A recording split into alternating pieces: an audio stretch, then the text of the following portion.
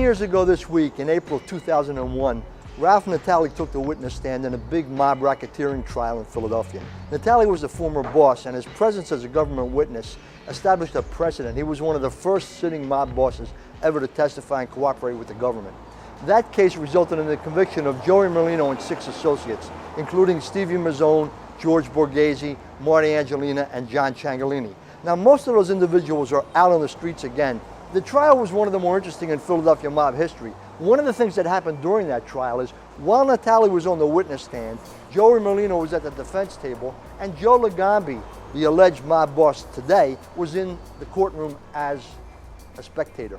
It probably was the first time in Philadelphia mob history, maybe the first time in mob history, that 3 different mob bosses from the same crime family were in a courtroom for 3 different reasons. That case was prosecuted by 4 U.S. attorneys, including then Assistant U.S. Attorneys Zane Meminger. Meminger is now the U.S. Attorney for the Eastern District of Pennsylvania.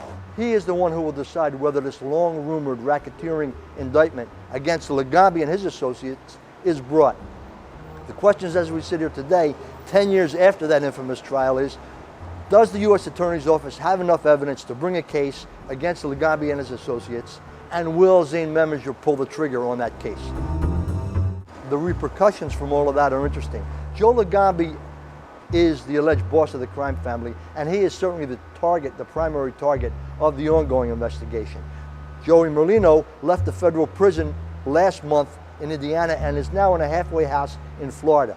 He's got to do 6 months, but after that 6 months, he'll be free to move around and go wherever he wants to go.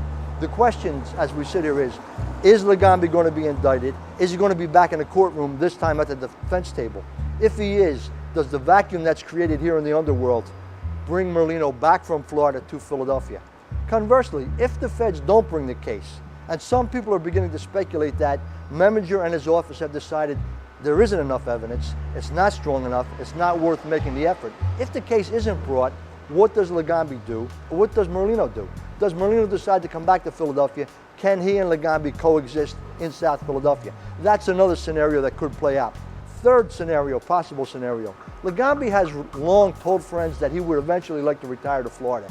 He's in his 70s. And one of the ironic things is, if he isn't indicted, if Merlino finishes his time in a halfway house in Florida, do they change places geographically? Does Legambi retire to Florida, and does Joey come back to South Philadelphia? 10 years after the big mob racketeering trial in Philadelphia, 10 years after Natale took the witness stand, we sit here in Philadelphia today talking about some of the same players and the same game. The more things change, the more they remain the same.